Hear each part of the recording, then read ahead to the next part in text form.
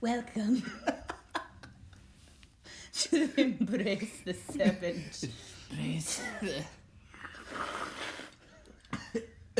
Embrace the mate. Oh no! Oh! Shedding my skin. Okay. It's painful sometimes. Okay. Man down. For real? No, I'm. You okay? Where are my eyes? Are they red? A little tearing. Yeah. A little tearing is happening. It's okay. It's okay. There There's might gonna be be tears. Hello. Welcome to the Embrace the Serpent Skin Shedding Conversations podcast. I'm Elena Rose Davis. I am a Master Sattva Yoga teacher and holistic healing artist. And today I am here with this beautiful specimen, my good friend Yndon.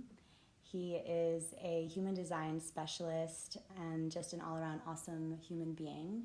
And we met in an ayahuasca ceremony many years ago.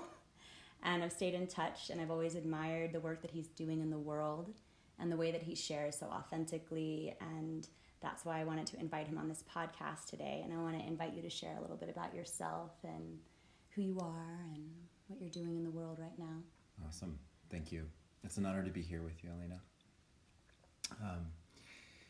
For me, in my experience, this conversation that we'll be touching on today has a lot to do with, I think, just my own personal journey into what it means to be a creator, and the alchemy of intimacy, which I think, in my experience when we were sitting in Sangha together, that intimacy was a big part of the work that I was doing and healing, and since then really, drove me to be more involved in, I guess you could say, the physics of relationship, because I was actually not really well trained. I didn't actually have those skills. So that kind of propelled me to get into my work with human design and the gene keys, and further my own level of intimacy with self, so I could actually show up authentically in a relationship. And so a lot of the work that I'm doing now is just coaching people, organizations, couples, individuals, around getting in touch with their true self, using human design and the gene keys, which is just a science of hologenetics.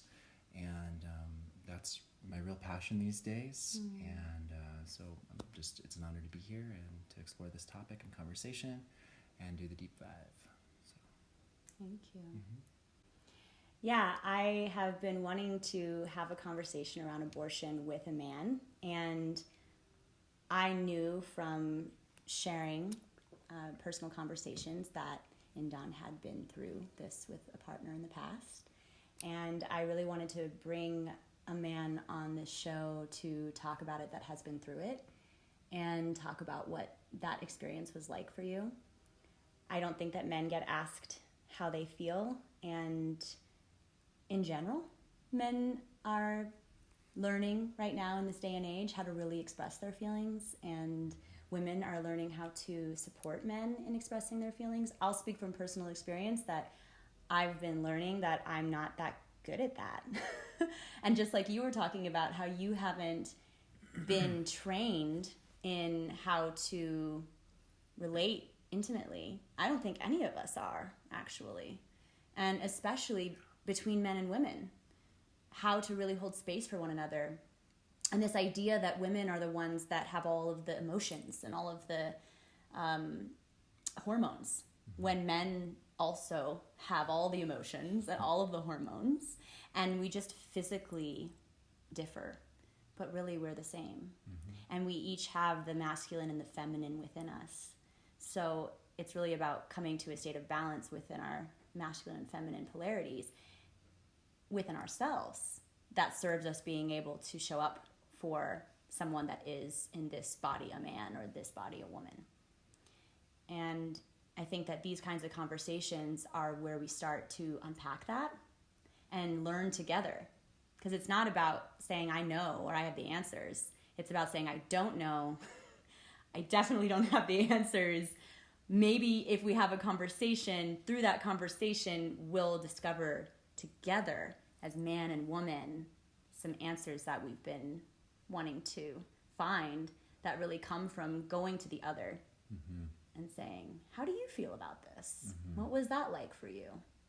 As I think that my feeling is that the general idea is that usually it's the man that is pushing for the woman to have an abortion when they're in that situation, or it's usually the man that walks out and abandons the woman who, when she's pregnant, or leaves her with the child. And I don't think that that's true. I think that that's just the idea that has been perpetuated through lots of stories and movies and shows, and surely it also happens, but it can also happen the other way.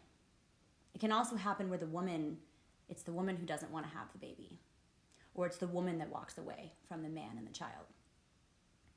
And I really specifically want to speak to that situation from my own personal experience, and then also find out about what your experience was like. So I'm going to start with sharing my own personal experience with abortion, which I've never shared publicly, and I've been wanting to for a long time, but I didn't want to do it in a post. I didn't want to make an announcement on social media, hey, I had an abortion. I wanted to have a conversation. I wanted it to be something where I share it and then transmute it in the very moment that I'm sharing it.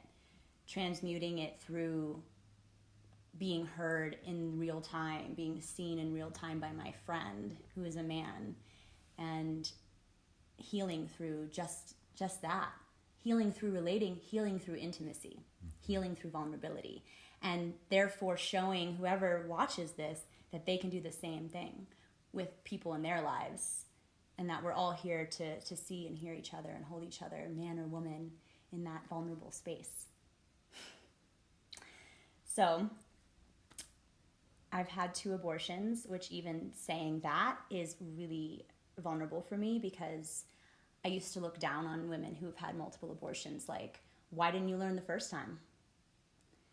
And when I had my first abortion, I was 16 and I was addicted to drugs, and I had just done a bender of cocaine, and I got really, really sick and ended up in the emergency room. And that's how I found out that I was pregnant, and that whatever I was doing to my body with the drugs was destroying my body and the fetus. So at that time, the abortion decision was very easy. It's like, this isn't healthy, so I'm not going to have it. But I also made a promise to myself that I was never going to have another one. And the situation was traumatizing. The doctor that did my checkup, my first checkup after the abortion, shoved his fingers inside me when he was examining me, and I got really, it was really painful. And he said, why is this painful for you? This is how you got here. So the feeling was, I'm dirty, I'm wrong, I'm gross, I'm a slut, immediately, from the healthcare professionals that were a part of that experience. So I had so much shame and so much guilt about that whole experience. But again, it was still an easy decision in the sense of the only reason I even knew I was pregnant is because I was doing so many drugs that my body was rejecting it. But it was something that I didn't learn from clearly, because I continued to have unsafe sex from time to time. I was more careful after that, but not completely. I continued to struggle with drugs for years after that and make decisions that were not in my highest good. And when I was 29, I was with a partner who I wasn't really in love with, and I knew it.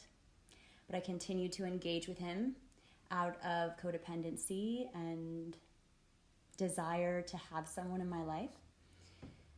And I broke up with him finally and was like, okay, I did it. I've broken up with him. I'm gonna stop this codependent pattern, and I'm gonna go out and travel, and it was my Saturn return, I was like suddenly feeling this urge to go out and travel and to expand myself.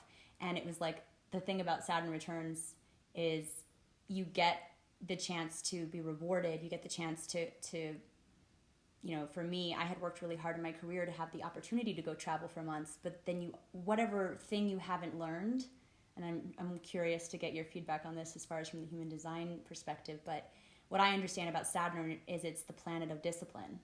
So whatever it is that you haven't been disciplined in, you also get a wake-up call of, you haven't learned that lesson yet? Mm-hmm. So after I had broken up with him and started planning my great trip, I found out I was pregnant.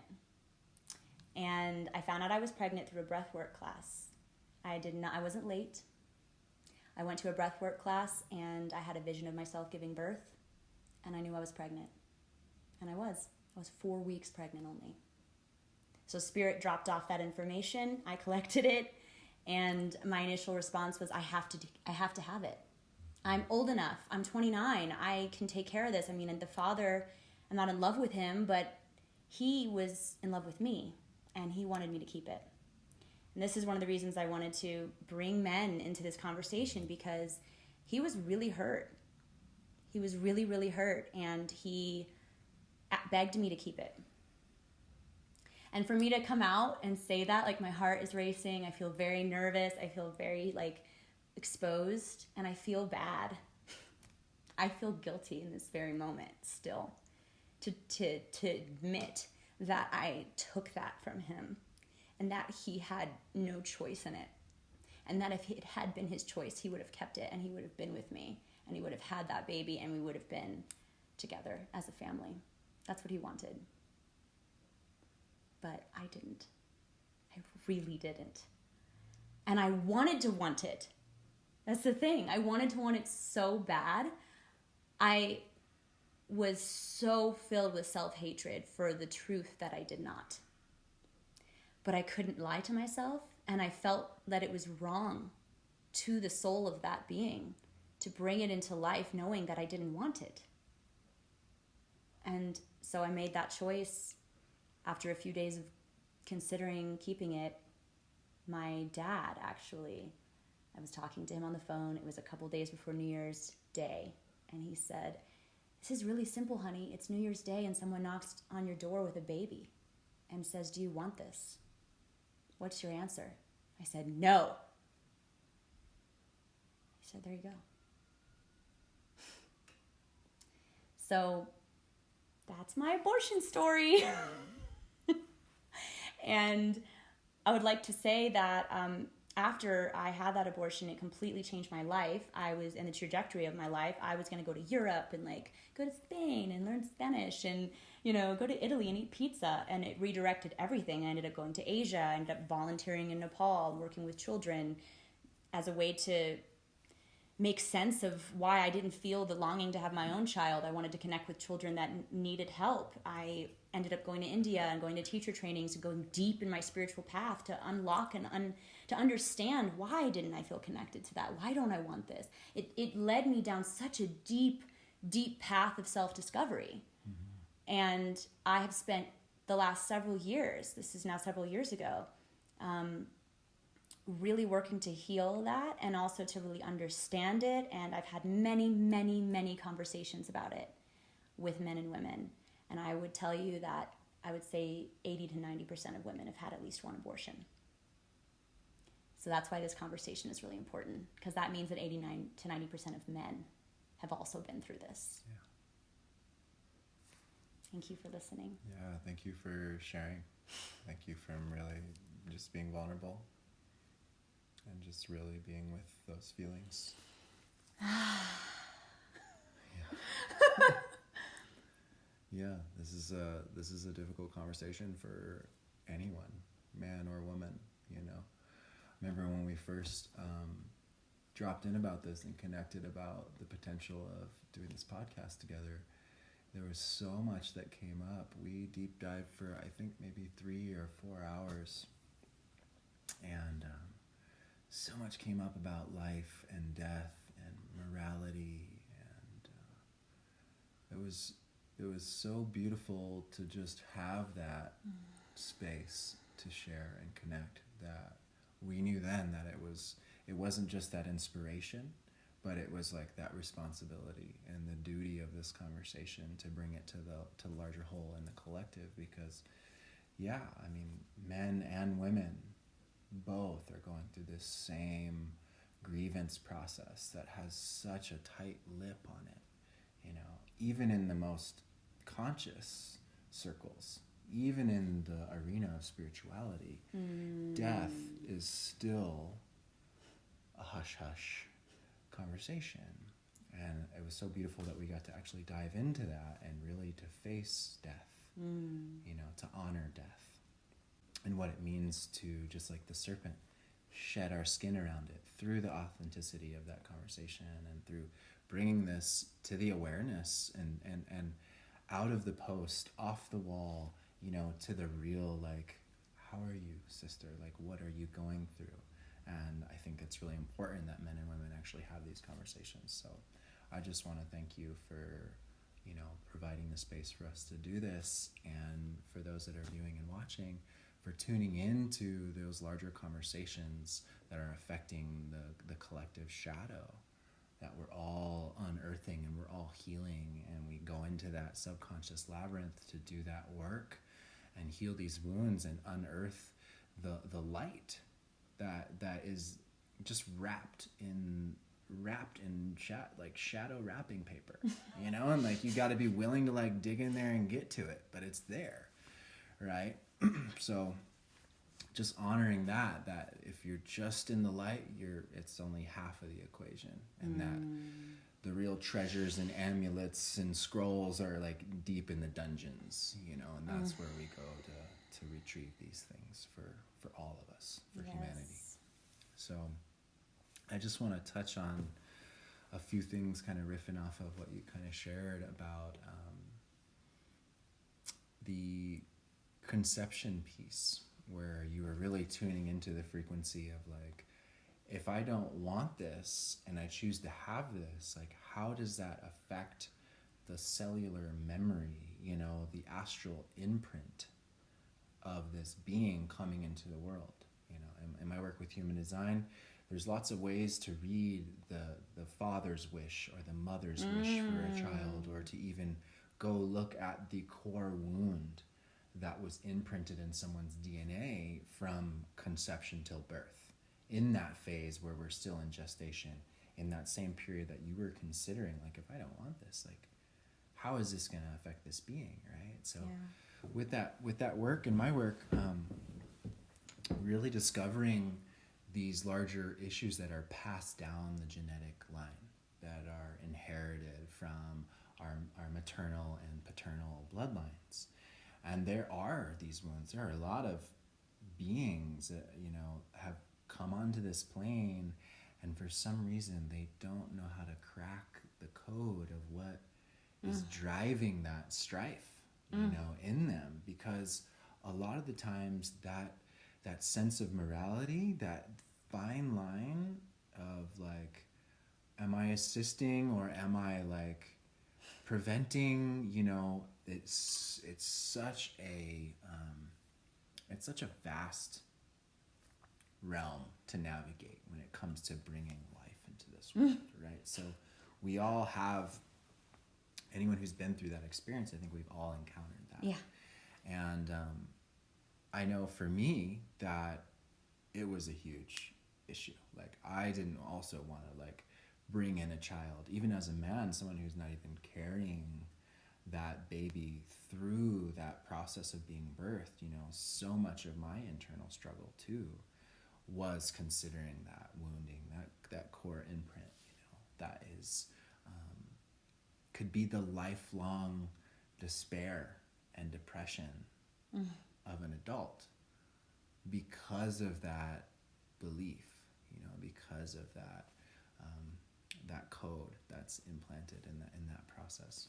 So I just want to start there and just reflect that, like, everything we do in creation, even before it birthing, it comes with intent and comes with a need for deep clarity, right, and intention. So I think it was really, it really resonated with me when you shared that, because I know for me that was a big part of, you know, getting tossed about in that experience for myself.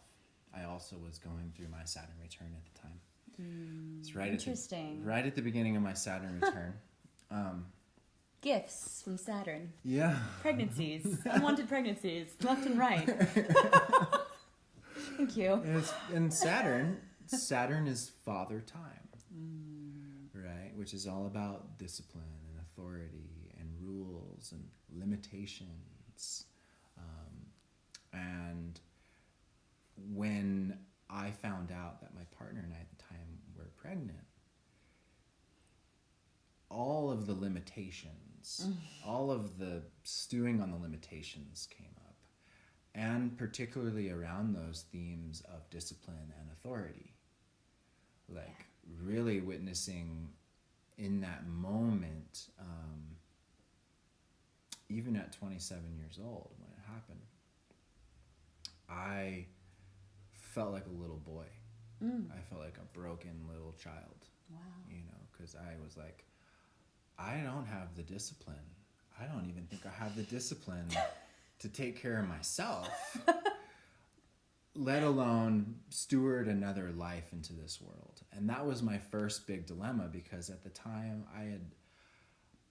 my Saturn return came on really strong.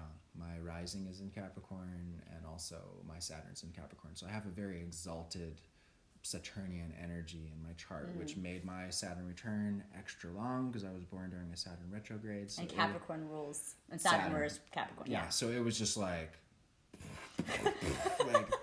on the anvil of God being like tempered into the most mighty sword, but I was getting whacked, you know? And it was tough because like up until that point of us getting pregnant together, like I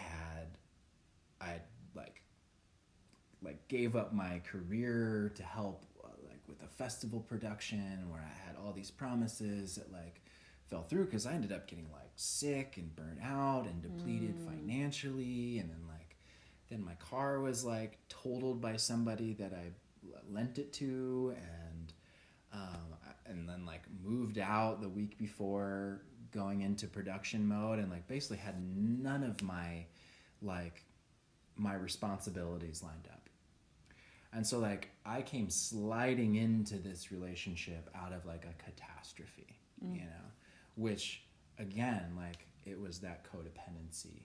It was like this pattern of like, I'm not being the authority in my life. My life's like falling apart. Like I can't even take care of myself, which just put me in this place of like absolute helplessness in this relationship. And I was putting so much of my responsibility to take care of myself and be the authority for myself and to be disciplined for myself.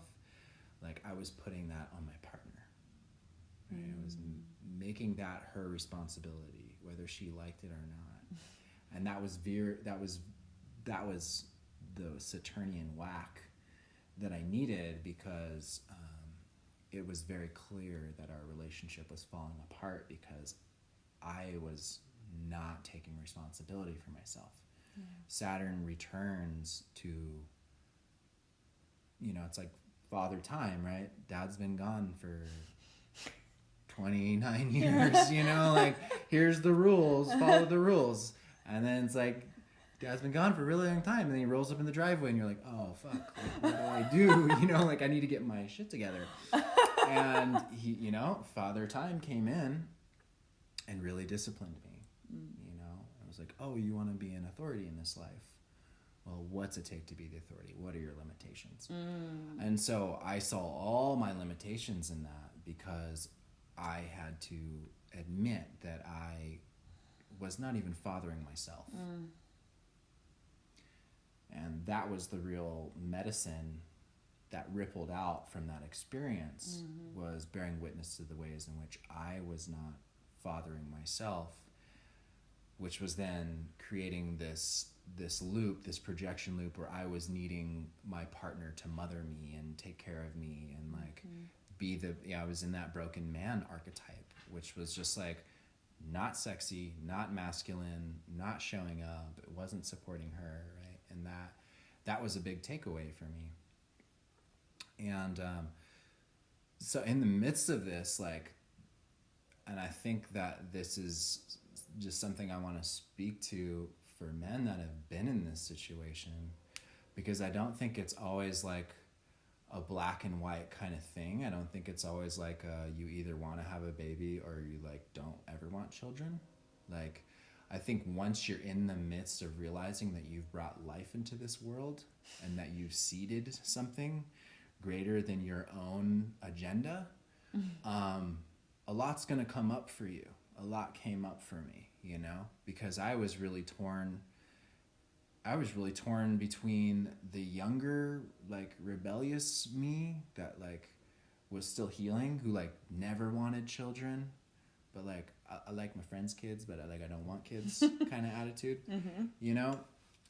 In between that archetype and the, like, you know, like, I want to be your knight in shining armor. I want to be your king. I want to, like, provide for you.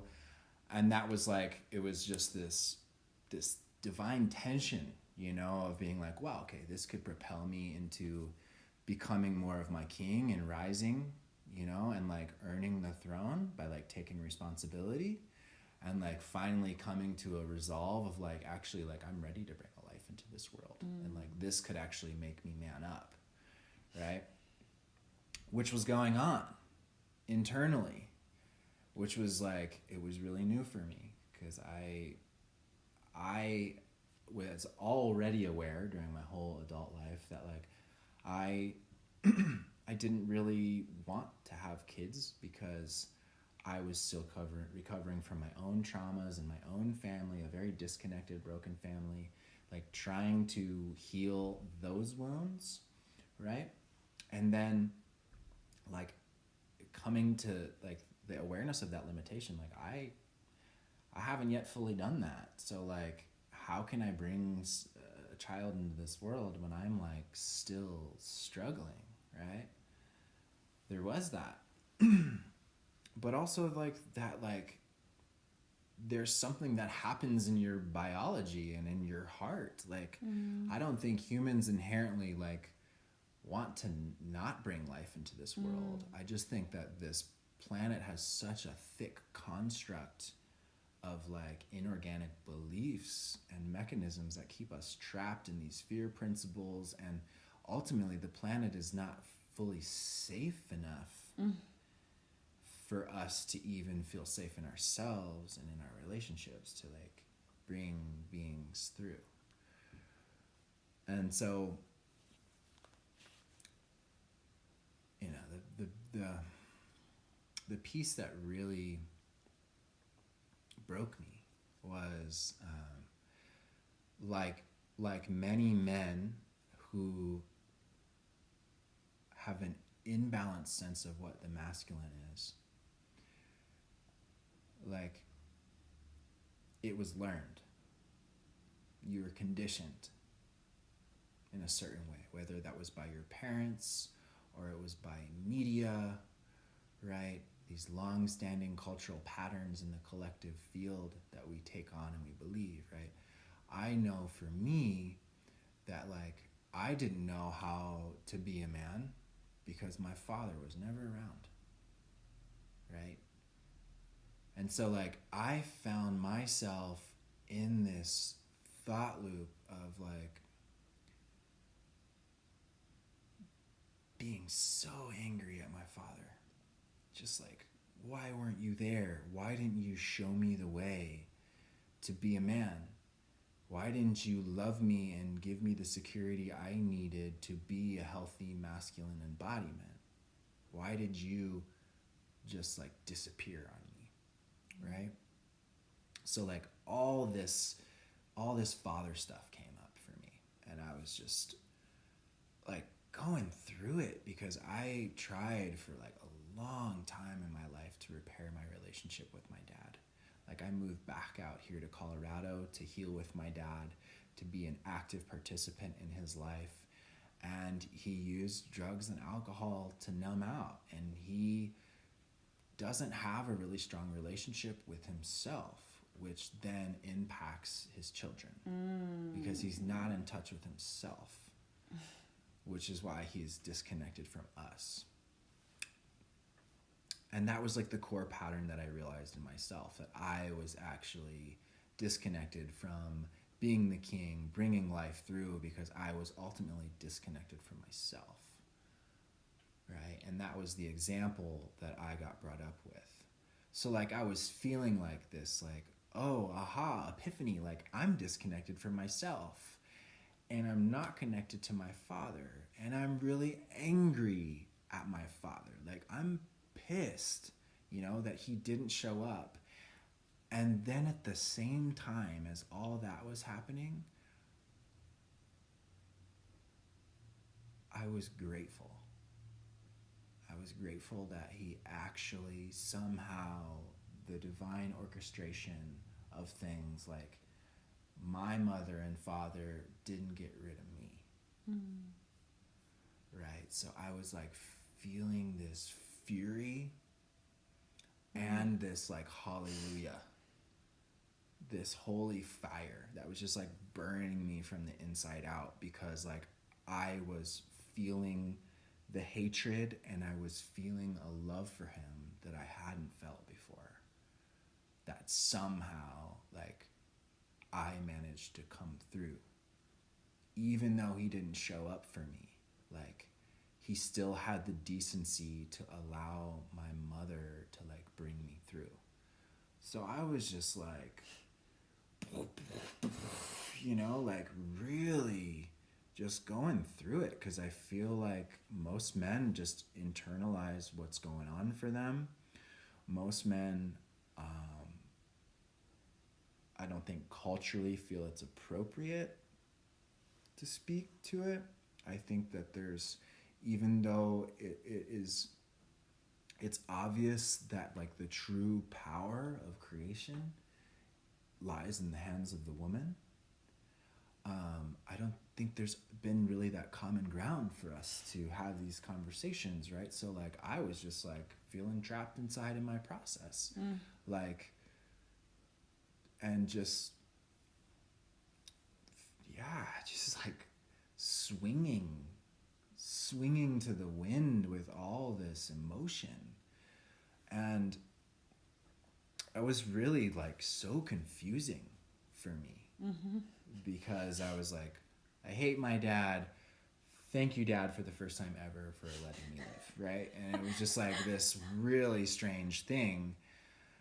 And so like then I was beating myself up about it, because I was like, I'm not sure if I can bring this kid through. I don't know if I'm really like disciplined or like gonna be able to financially provide, or I'm emotionally intelligent enough. And so I was like grateful for him and like beating myself up and then beating him up, and then like all this stuff was just like going on. And it was tough too, because like once I connected to my partner about it, to like talk more about it when we found out, she was older than me. She was 33 at the time, and she really wanted to have a child. She was in that place where she was like, well, I'm ripe now and I really want to have a family. That's like my dream end goal to life. And, I'm nearing that time in life where I should probably start considering that. And so there's this part of her that also, like, that maternal urge was there.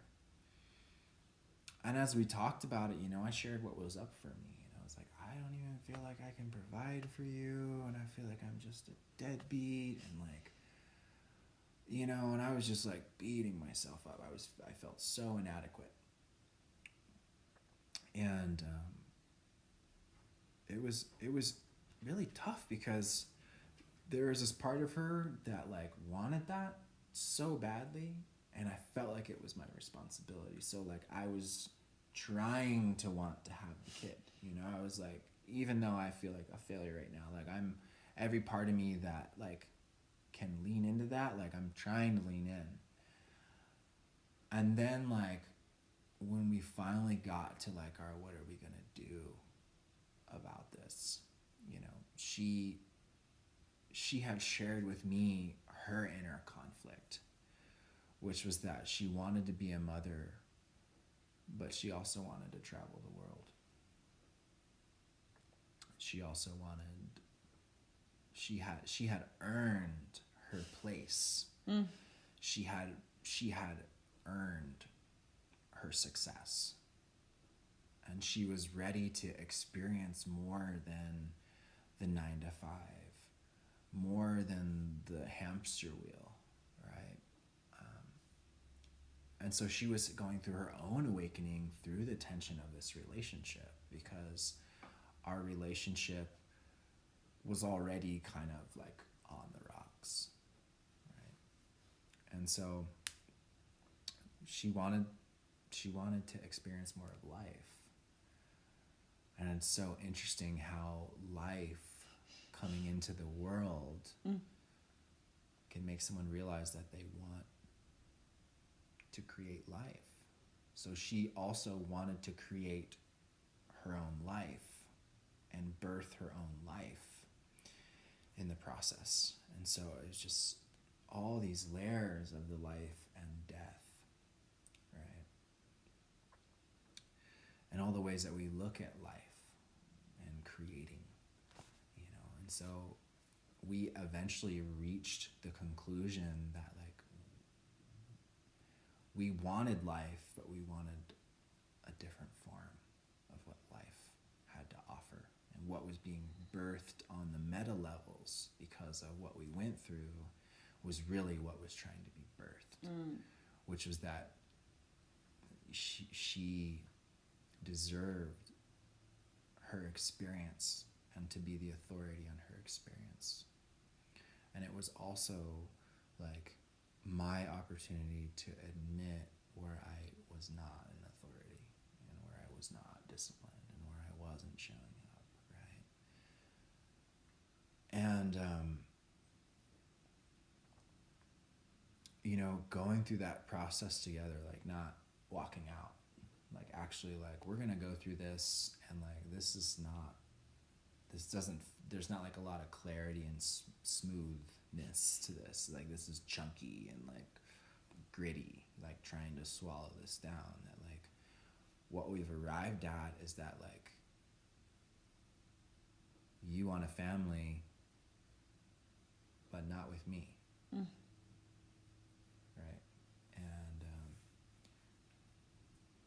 And I honored that, because that was actually the truth. No matter if I couldn't hear it or not, I think it was ultimately her choice, and I had my say in it.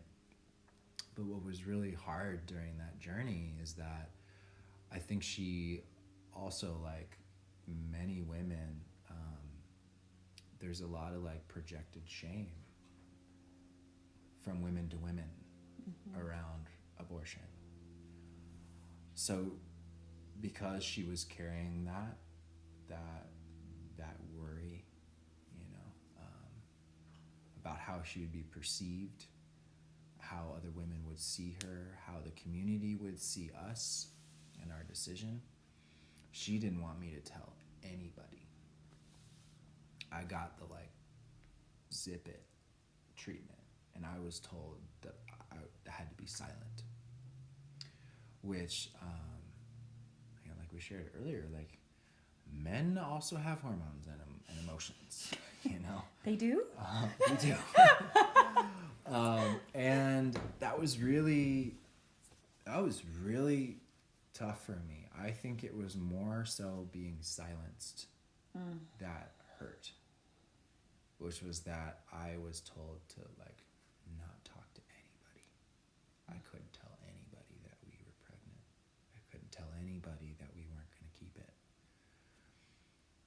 And it just started eating me up, because all the same thoughts and feelings about my dad and my unworthiness just kept doing this, and it was just like I had isolated myself so much in that experience, because I was told to like not, that I couldn't have connection and that I couldn't have support, right?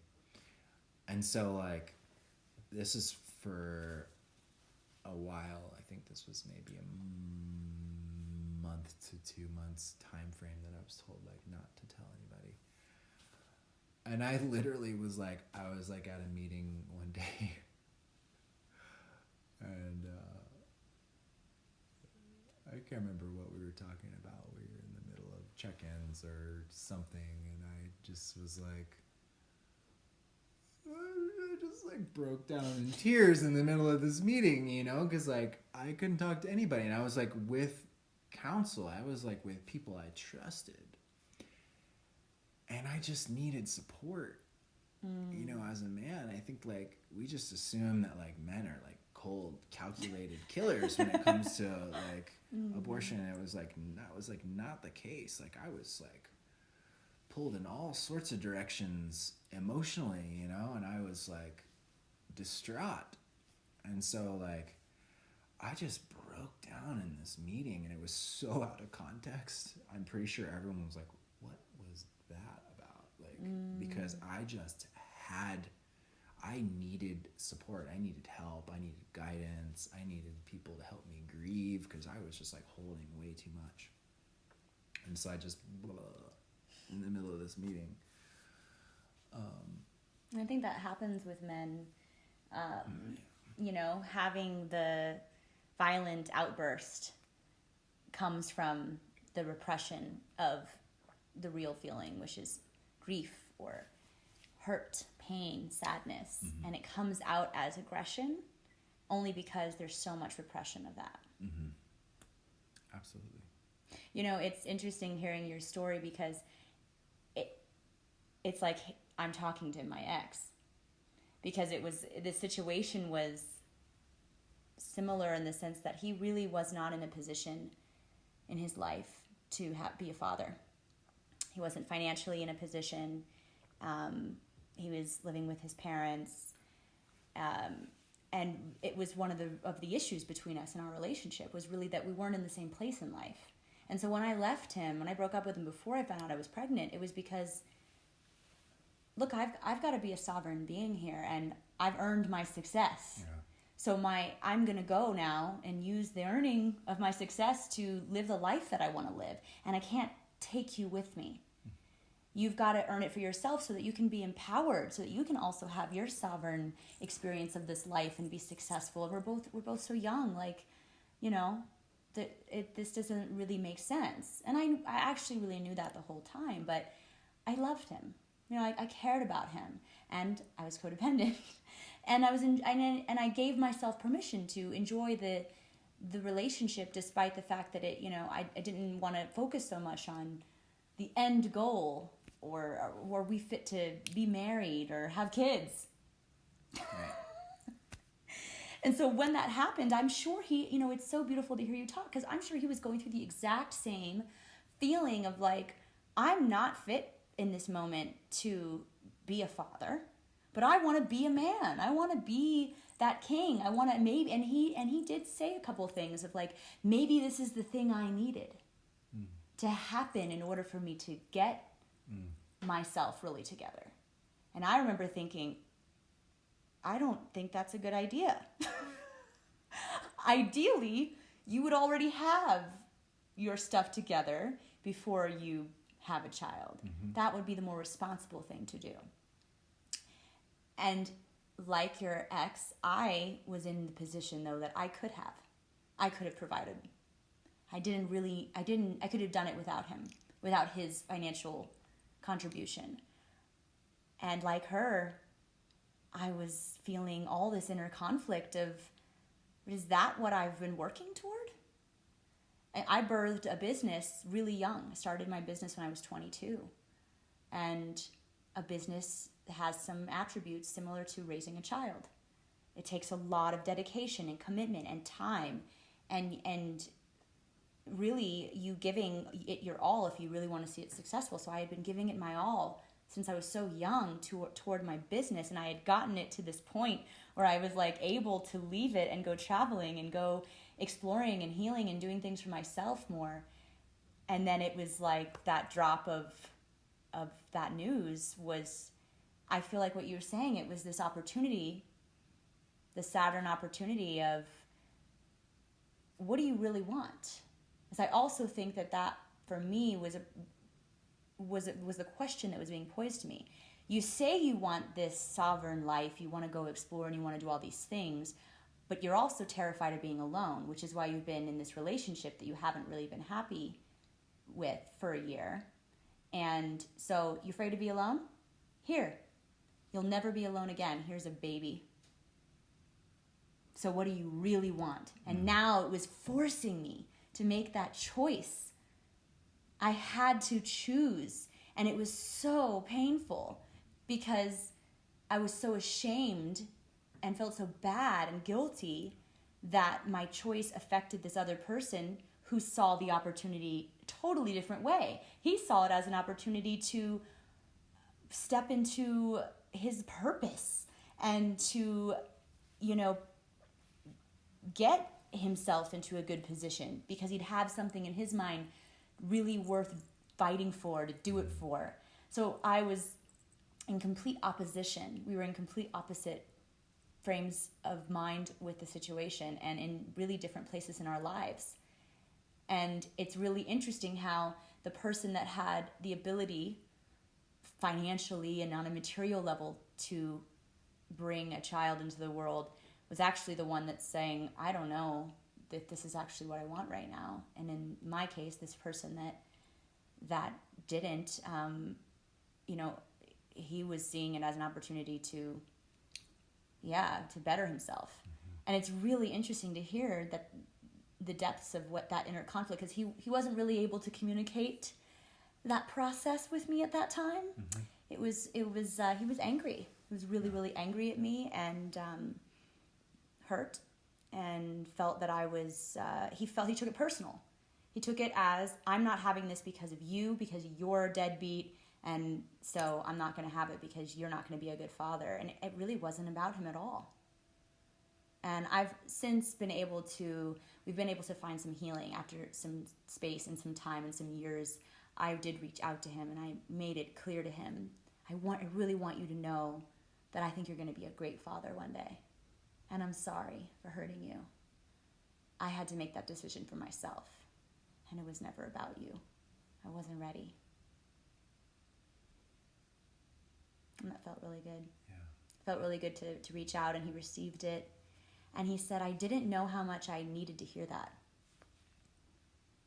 So I think that these conversations being had can hopefully inspire some healing between you and people that you may have been through this with, where it was left ugly.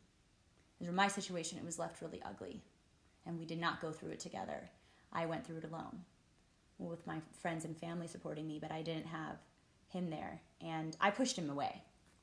We pushed each other away. It was too painful. It was really, really painful for us, and we had to completely cut off all communication, which was really hard because it's like, this is not just the woman's issue. So we left each other, we abandoned each other in a situation that was ours because we didn't have the ability, the communication. We didn't have, there's not a collective conversation about this being had, about the fact that men and women need to unite in this. And so when I met you in our ayahuasca weekend ceremony, I, heard a story from you about how you did a ritual after your abortion, and it was so incredibly touching to me. And I would love if you would share that. Yeah, absolutely. Yeah, I think even though the sobering reality was that, like, we had made the choice that we weren't actually going to be parents, that's not out of a sense of like, I don't want to take responsibility for this. There was so much about it that was like a yes and the no, right? And so like every part of our being was like, okay, how can we do this, and how can we honor this life, and how can we honor this death? How can we honor where we're at? And even in this really dark, bleak moment, like, how can we still bring light to this situation? So we actually went to one of our favorite places up the canyon and to this really beautiful overlook. And for a little bit before this, like I had been sitting and kind of meditating on some of the offerings that I wanted to bring to the burial, because we decided to have an in-home abortion rather than at the clinic. And so we were actually able to keep the placenta and the remains of what was there when it was passed. So we actually, we had it with us, and we had been praying with it during the week, and we had set a specific day that we were going to go have a burial ceremony. And so I'd really been sitting on it and the things that I wanted to offer, you know, the things that we wanted to offer to our child. And we even decided to choose names, you know, and we were really intentional about it, because even in death, we wanted to honor the life. And so I'd been thinking about, like, I was going to build a crystal grid with some specific crystals that were going to assist, like, in the dying process. Certain crystals that are working with alternative realities, working with angelic frequencies to, like, steward her, you know, across the bridge, you know, so that our daughter would be protected, you know, and provided for. And so we went up to this location and picked a really beautiful spot overlooking the valley, eastern facing, so always get the sunrise, and we picked a really beautiful view, and planted it at the base of this currant bush. We wanted to bring life out of death. And so we had all our offerings and these sentimentals that we had for like a really long time that like we made as an offering. And it was such a beautiful moment for us to grieve and heal together and come together around something that was actually like tearing us apart. You know, it was like that realization that like, okay, we can't create and we can't go beyond this, then like we're just like probably going opposite ways, and that's the way the energy was unfolding. But it was like that moment for us to really embody that that higher presence that was needed for us to move through that, because she had also had an abortion in the past where she did not get the support that she needed, and it really impacted her deeply on an emotional level. She was really traumatized by not receiving that support. So like I wanted to still show up to the best of my ability to provide that support. And I also had lost a child around 16, 17 as well, in a car accident. And we didn't even find out until she was in the emergency room in the accident that we were pregnant. And it passed in the accident. So I also wanted to rewrite my story. And so after being there in the sunset and making our offerings and our grievances and crying and praying, and right at the end, I just remember like we just kind of closed the ceremony and kind of closed this portal, you know, creating this space for her to like transition to an alternate timeline where she had parents that like cared for her and provided for her and loved her, and that she would be assisted by all her spirit guides and angels to like make that transition possible and for her to be protected. So we're up there on this overlook, and I'm just finishing up like a flute song, the Kokiapeli love song, just playing this love song to our child. And we're like, all right, cool. I think we're complete, you know? And so we went and climbed over the other side of the rock, because it's kind of like on this ledge. And we climb over and we encounter this family. And really cute little family. They have a boy and a girl. And we're like, hey, how's it going? They're like, was that you playing the flute? That was really beautiful. I was like, yeah. And we didn't really tell them what we were doing. I was like, yeah, I was playing some music. And they're like, that was really great. The kids really enjoyed it. And I was like, cool. And we're talking with them a little bit. And I'm like, so what's your kids' names? And she's like, oh, well, this is Juniper. And we like both looked at each other because that was the name that we chose for our daughter. And so we both turned to each other and was like, and then they mentioned the little boy's name, Jasper. And then we were like, because that was the boy name that we chose. And she felt really strongly that it was a girl. And I just deeply trusted her intuition as mama, you know? And so we're like, okay. And then we're like, all right, don't act too startled. Like, what's going on here? Is this the alternate reality? This is the other timeline? Wow. Like that? It just happened? And so we're like, all right, cool. Like, shooting the shit with them, talking a little bit more. And then we find out that the husband had her same birthday. And that the daughter had the same, like, we calculated when she would be born. And, like, the daughter was born, like, right around the same time that our daughter had been born. And it was just, like, unreal. Because we walked in truth and we walked in that intention. And because, like, we still had care, even in that really, like, tender place, like, magic happened. And, like, life found a way. You know, and that was like what was so beautiful about that experience was that like that, and whether that was like, you know, the alternate timeline or not, you know, spirit came through and gave us a message that all things are possible, and that ultimately, you know, this concept of death, it's just a transition. It's just a transformation to a different type of life, right? And so that just like, we just like went home and we're just like doing this for like a couple hours, just like, we weren't even talking. We were just like, you know, and that was so beautiful because I deeply, deeply believe by my prayer, by my intention, by the heart that I poured into that with her and what we created, that did happen.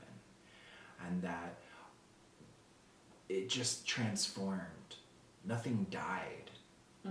Nothing was lost. It just transformed, you know. And there's a family that is stewarding that spirit and taking care of that child better than we could.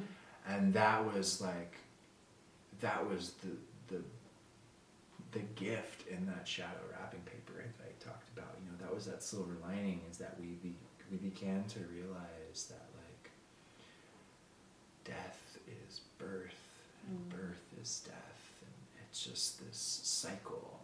And in that, we were renewed in our own spirits, and we were reborn by the very magic of that happening and witnessing that. And we went our separate ways, but we were reborn.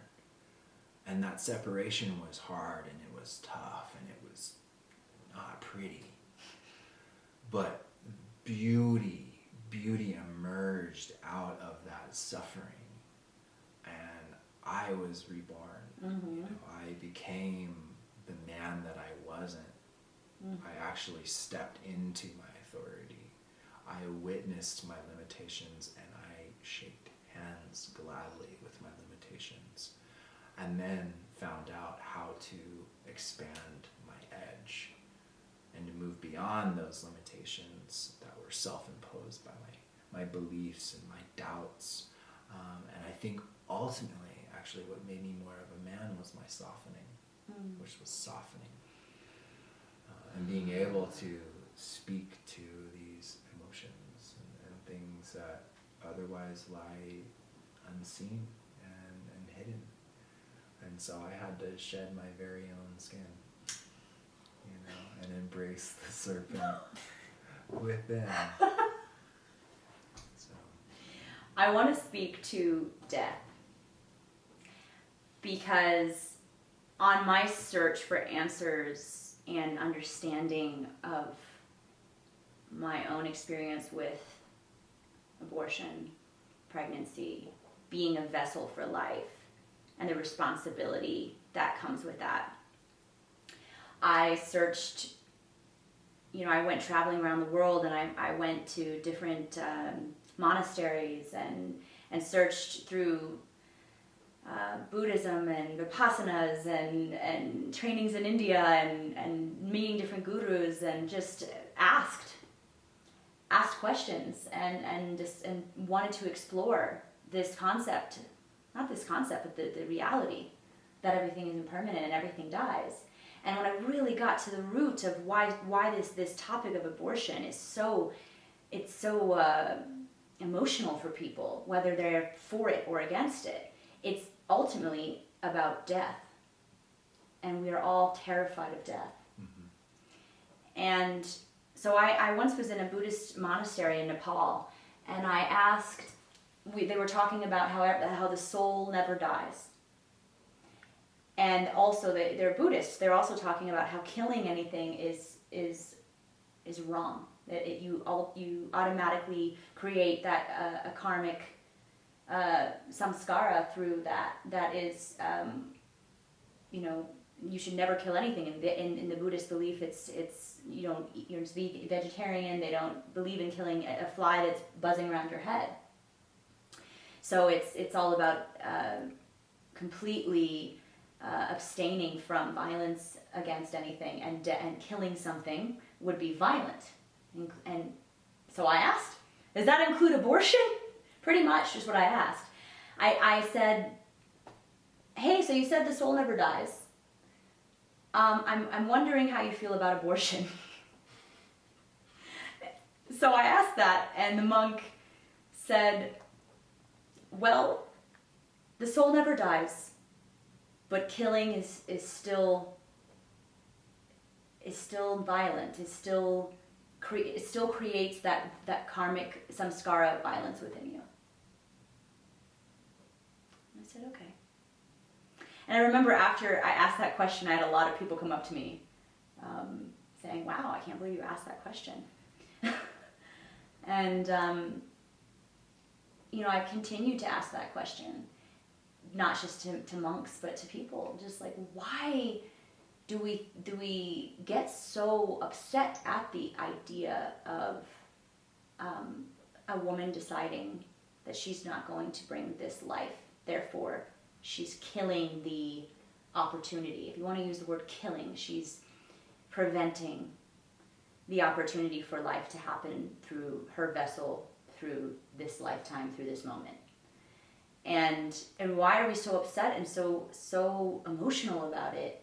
It's idea of baby killer, and all the, and I was a teenager and had my abortion. I was teased a lot by people that found out that I had it and would send me pictures of aborted fetuses and all sorts of, that's a lot of the women. I know many women that had, I luckily didn't have this experience, but with the protesters outside, with the signs, with the dead baby covered in blood, and there's all this propaganda about,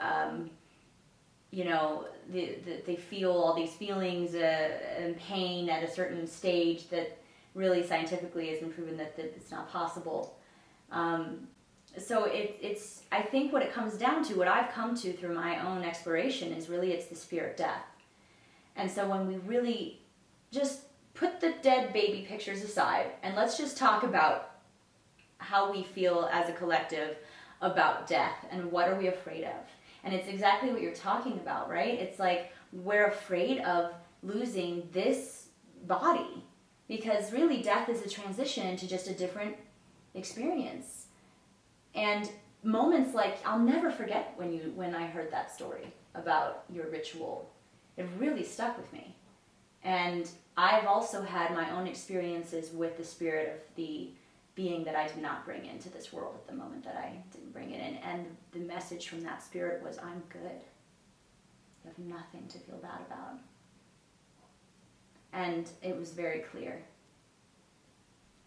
And the more that I was authentic and the more that I continued to strive toward truth, the louder that voice was, and it cleared away a lot of that guilt and a lot of that shame, because the voice was so clearly telling me, you're good, I'm good, I made the right choice.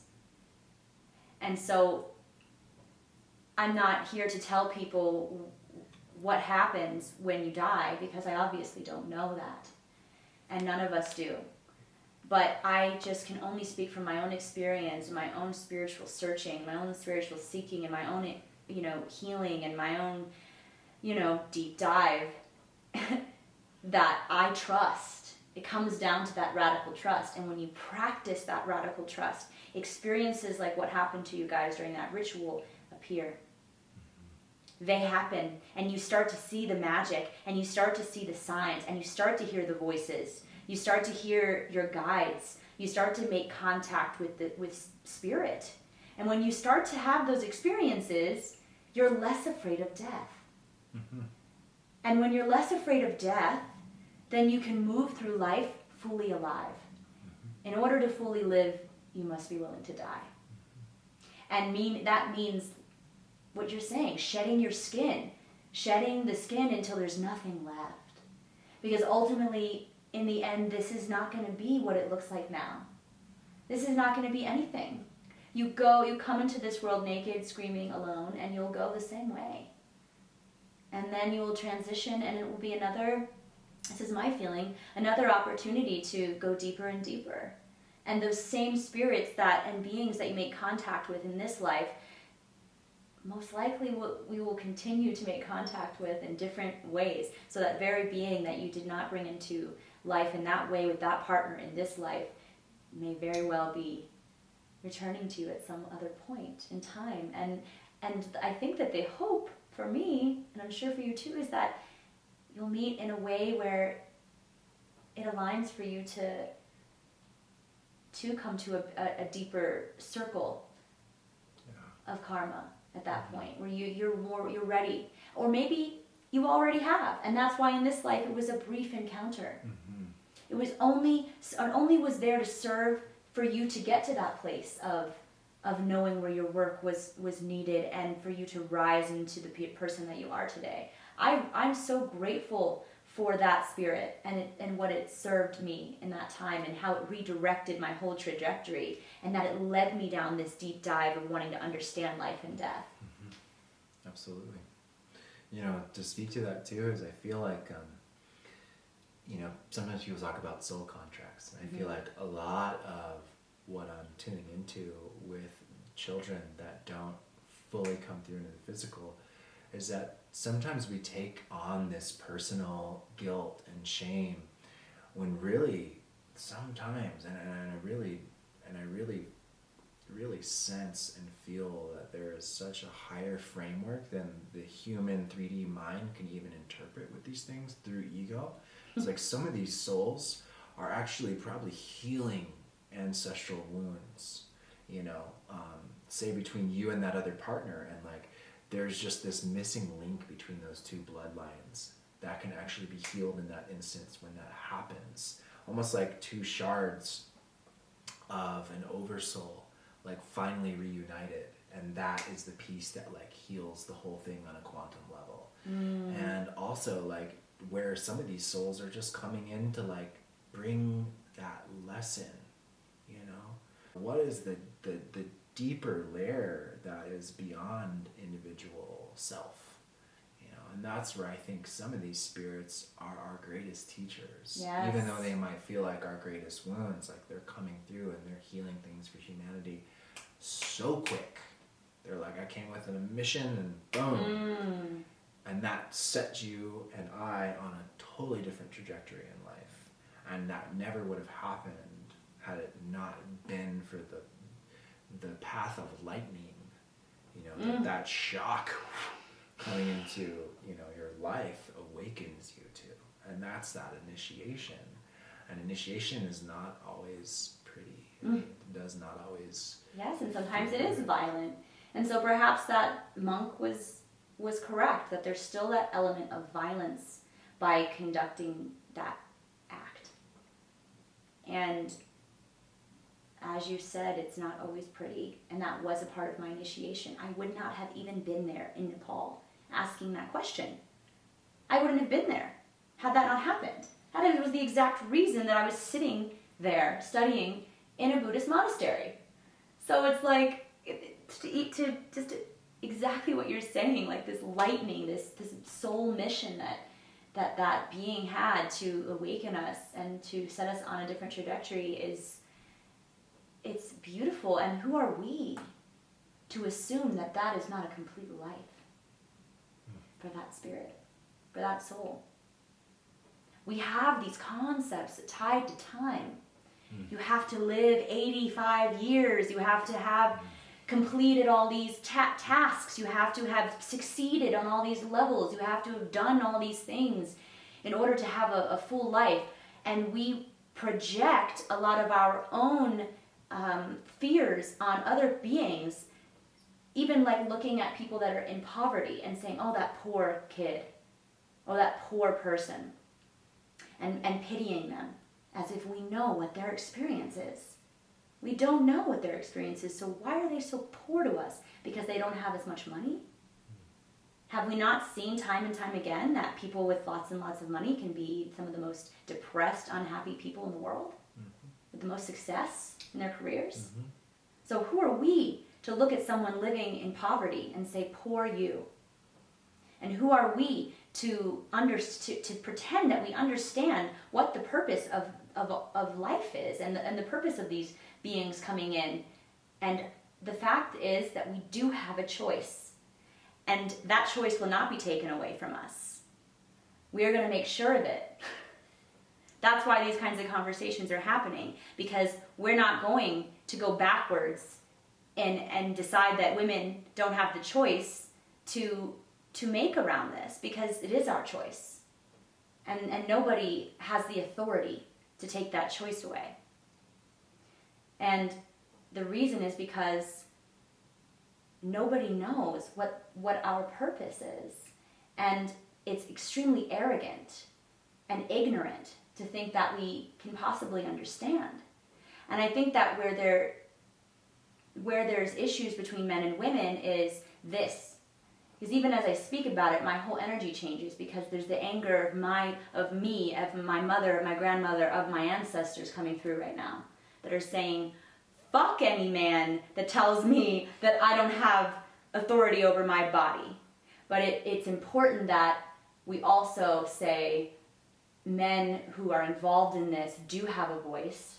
It does matter how you feel. And I don't want to take that away from you. And when I immediately after my last abortion, I was so tender that I really shut down hearing from men about this topic, because I couldn't. I was too raw, and I was like, your opinion doesn't matter. So I think it's important that we touch on that this energy that I'm having right now comes from the oppression of women, and the fact that to this day there are still people out there trying to tell us that we are not allowed to, and that we have to have a good enough reason to, like having been raped, in order to have an abortion. And so I think that it's important that we talk about this part of it, but I didn't want that to be the main part of this conversation, because it feels like it doesn't include men, but it does. Yeah? Yeah, totally. And something that's just like coming to mind is like rape. Like, that itself is a violent act. So then how does that fall into the Buddhist perspective? Because there's already violence that's been perpetrated to then bring that life as a potentiality. So then where does the line get drawn there? And that's why I think it's just like such a larger conversation than a yes or no. Right. You know, and it also, like, as you shared, like, this is a conversation for humanity, right? And this is a conversation that women are leading. Like, it's our opportunity as men to listen, and also, you know, when invited to share, when the talking stick comes around, like, we also have things to share. And I think that's what makes the vortex of that circle actually move the energy, is that it's like, it's a conversation between the polarities. ways, and it comes from the woman, and it returns back to the woman, right? From the mother, the divine mother of all things, from this void it is birthed, and we return. So just like, shout out to the ladies that have been through this, and like, I just see so much power in that expression, and like what's coming through for you, and like to speak to that and to name that and to call that in. It's important that women have a platform and have a voice, in that anguish and in that constriction and that patriarchal, net that is being ripped, for like actual true natural sovereignty to like have its place unchained, So I think that's just resonating and vibing that back at you, and and also just like thank you and thank you and thank you, because men also are subject to the patriarchal framework of suppression and control over, and I think real control comes in the equality of our resourcefulness as a whole, right? Not the shadow of control, but like actual authority, which is like coming together to really hash out these deeper wounds and patterns that are like locked up in the DNA, in our bloodlines, that are like speaking through,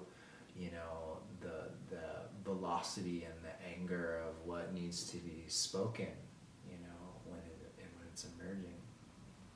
So I just I see a lot of value in that, and I really respect what women have to say and their choice with their body, and I also feel super respected being asked what I have to say too, because there's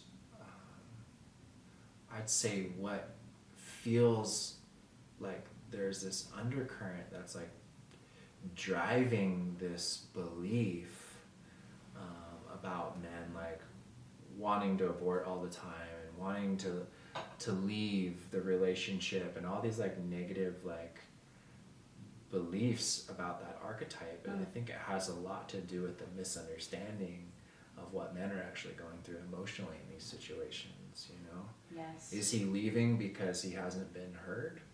Right?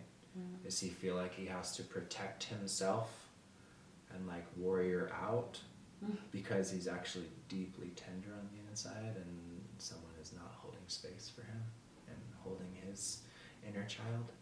Right? So there's all these pieces and threads where we're not seeing each other clearly in that situation. So like these conversations are really important because it allows us to see each other without judgment, without shame, without blame, and to invite in all of the emotions, the unwanted parts of ourselves, and to like create that space where like they can be received and they can be held, because men and women are going through it. We're going through it together. We're in it together. So, thank you for opening up this conversation and the healing that is happening in this space of, speaking together about this, because this is a tender place for me as a man, and I think for a lot of men. So. Well, that softness that you talked about when you spoke to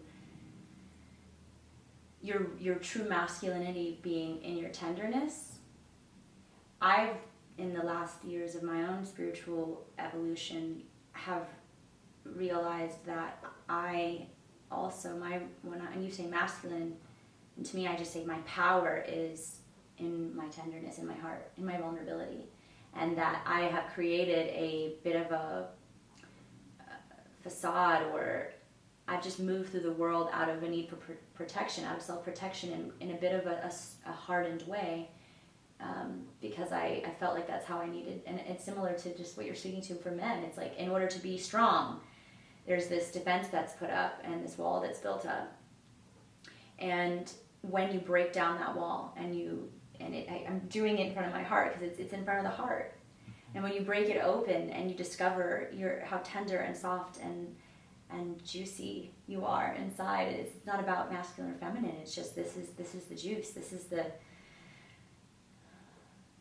life, the thread of love and life and light that connects all of us. That is our soul. And we have to break through the barriers of our gender in order to connect with each other in that place and to feel safe too. So thank you for being a man willing to go there with me today and have this conversation. I'm so, so grateful that we've brought this to light. I'm sure it's going to be a conversation that we will continue to have and expand upon. There are many different paths that we can go down from this core topic.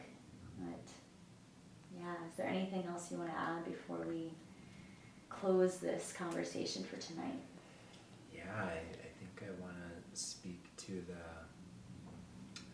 the mother in men.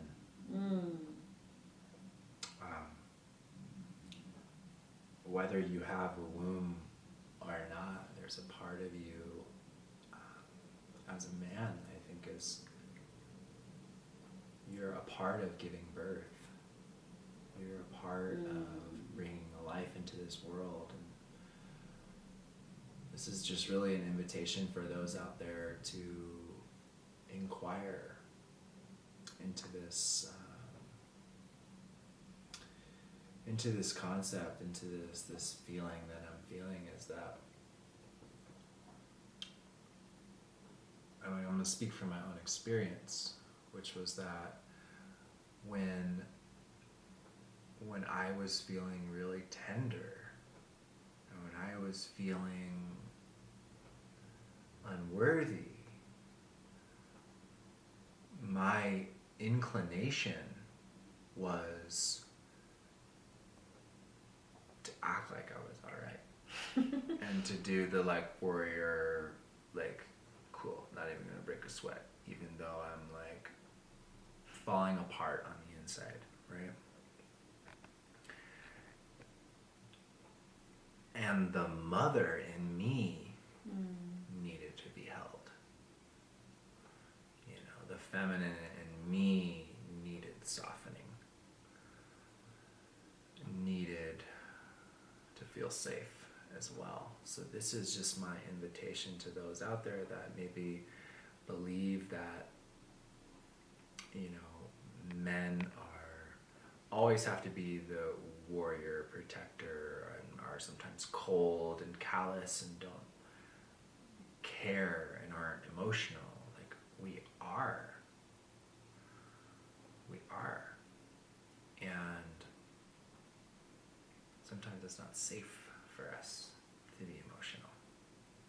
Right? Because in being the warrior, the protector, the provider, we're not fulfilling that role.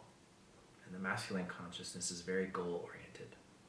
So if we're not fulfilling and reaching that goal, we don't feel accomplished. We don't feel like we're actually being man.